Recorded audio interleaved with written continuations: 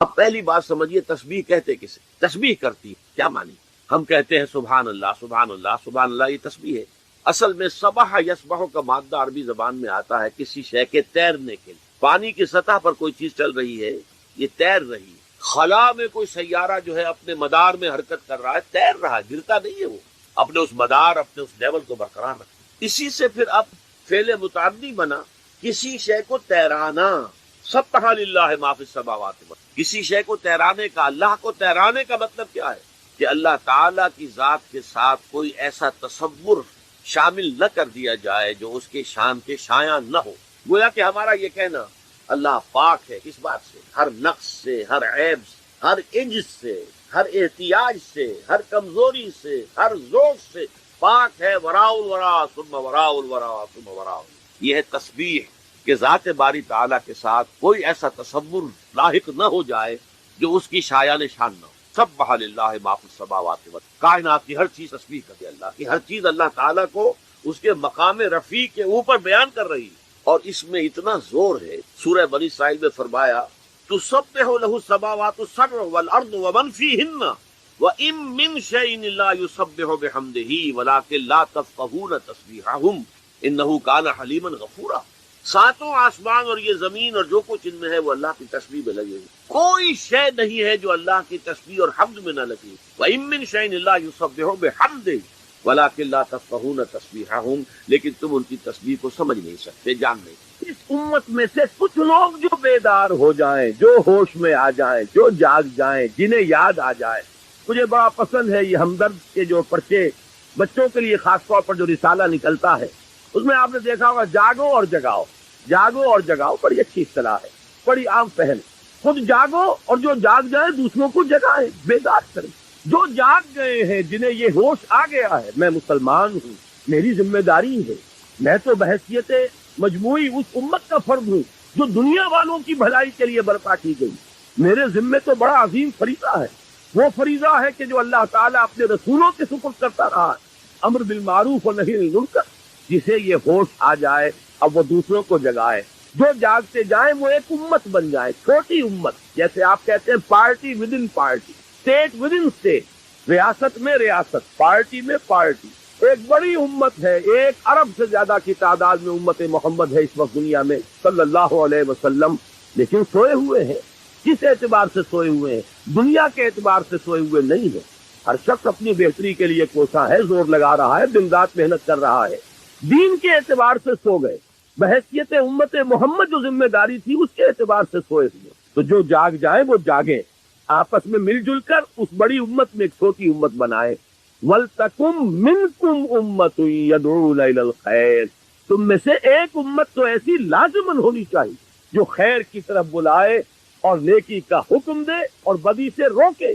اور نوٹ کیجئے آخری ٹکڑا اس آیت کا، وَأُولَٰئِكَ هُمُ الْمُفْلِحُونَ، یہ جان لو کہ صرف وہی ہوں گے فلاح پانے والے، یہ سوئے ہوئے فلاح نہیں پائیں۔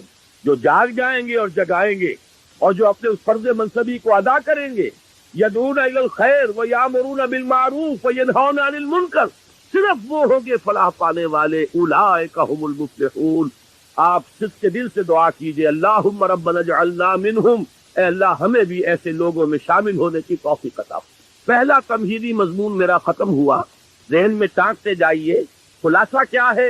امت مسلمہ کی غرض تاسیس یا شہادت علی الناس کہیے یا امر بالمعروف اور نہی عن المنکر۔ اب دوسرا مضمون ہے، اس کے لیے ذرا یہ الٹ لیجئے آخری صفحے پر، چونکہ یہ 2 ورقہ ہے، اس پر میں نے ایک بڑی محنت کر کے قرآن مجید کے 9 مقامات منتخب کیے۔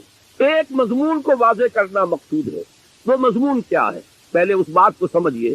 بدقسمتی سے ہمارے اس دور میں بہت سے انتہائی نیک لوگ، انتہائی نیک نیت لوگ، پھر یہ کہ دین کے لیے حرکت بھی کر رہے ہیں، جاتے ہیں، گھروں سے نکلتے ہیں، محنت کرتے ہیں، جد و جہد کرتے ہیں، لیکن ایک مغالطے میں مبتلا ہو۔ وہ مغالطہ کیا ہے؟ کہ صرف نیکی کی تلقین کفایت کرتی ہے، نہیں عن المنکر کی ضرورت نہیں۔ کسی برائی پر تنقید کا کوئی فائدہ نہیں، بھلائی کی تلقین کرو، جب بھلائی پھیلے گی خود بخود جو بدی ہے وہ رفع ہو جائے۔ بعض اعتبارات سے بات بڑی وزنی بات ہوتی ہے، تم روشنی پھیلاؤ، تاریکی خود بخود کافور ہو جائے۔ بھلائی کا پرچار کرو، بھلائی کو پھیلاؤ، بدی جو ہے خود بخود جو ہے وہ ملیا بیٹ ہو جائے گی۔ لیکن یہ بہت بڑا مغالطہ ہے اور دینی اعتبار سے بہت بڑی غلط فہمی ہے، جس میں بہت سے نیک نیت نظر آ رہے ہیں، ان کی نیت سے پر کوئی شک نہیں۔ پھر ان کا جو مجاہدانہ کردار ہے، اس کے لیے جو محنتیں کرتے ہیں، وہ سب بھی مسلم ہیں۔ لیکن میں یہ چاہتا ہوں آج آپ قرآن مجید کے 9 مقامات کے حوالے سے اس بات کو سمجھ لیں کہ یہ امر بالمعروف اور نہی عن المنکر باہم لازم و ملزوم، میں نے جو اس کا عنوان قائم کیا ذیلی، باہم لازم و ملزوم، ایک گاڑی کے 2 پہیے یا ایک ہی تصویر کے 2 رخ۔ ایک پہیے پر تو گاڑی گھوم جاتی ہے، 2 پہیوں پر گاڑی آگے بڑھتی، ایک گاڑی کے 2 پہیے، اسی طریقے سے ایک تصویر کے 2 رخ، باہم لازم و ملزوم۔ اس کو چونکہ بڑی اہمیت کے ساتھ ذہن نشین کرانا مقصود ہے، تو میں نے یہ 9 مقامات قرآن مجید کے نکالے، جس سے یہ ثابت ہو جائے یہ دونوں لازم ہے، لازم و ملزوم۔ اور ایک بات میں عرض کر دوں انتہائی ادب کے ساتھ کہ واقعہ یہ ہے کہ اگر میں یہ کہوں کہ قرآن مجید تو یہ 2 چیزیں بیان کر رہا ہے، لیکن اصل میں تو ایک ہی چیز ضروری ہے، تو معلوم یہ ہوا کہ میں نے قرآن پر طعن کیا ہے، اللہ کے کلام پر گویا کہ میں ایک یہ نقص نکال رہا ہوں کہ شاید یہ صرف شاعری ہو رہی ہے، لفاظی ہو رہی ہے۔ قرآن ہر جگہ دونوں اصطلاحات کو لا رہا۔ دیکھیے چونکہ وقت کم ہے، اب ذرا ایک ایک کر کے ان آیات کو پڑھیے۔ میں نے الحمدللہ شروع کیا اس اعتبار سے کہ شان باری تعالی سورۃ النحل کی آیت نمبر 90 میں بیان ہوئی، اور یہ آیت تو آپ میں سے ہر شخص کو یاد ہوگی، اس لیے کہ ہر خطبہ جمعہ میں آپ یہ آیت سنتے ہیں۔ خطبہ ثانیہ جب ہوتا ہے، جس کے بعد کھڑے ہو جاتے ہیں نماز کے لیے، تو یہ آیت جو ہے اس پر خطبہ ختم ہوتا ہے۔ ان اللہ یأمر بالعدل والاحسان وایتاء ذی القربى وینہی عن الفحشاء والمنکر والبغی یعظکم لعلکم تذکرون۔ بڑی خوبصورت آیت ہے۔ اللہ تعالیٰ نے ایسا کمال توازن پیدا کیا، حکم بھی دیا 3 باتوں کا، روکا بھی 3 باتیں۔ عجیب توازن ہے، ذرا غور کیجئے اس کے حسن توازن ہی میں سارا حسن ہوتا ہے۔ 2 چیزیں ہیں، اگر آپ نے توازن ڈسٹرب کر دیا اس میں حسن باقی نہیں رہے گا۔ ان اللہ یامر بالعدل والاحسان وایتاء ذی القربى، اللہ حکم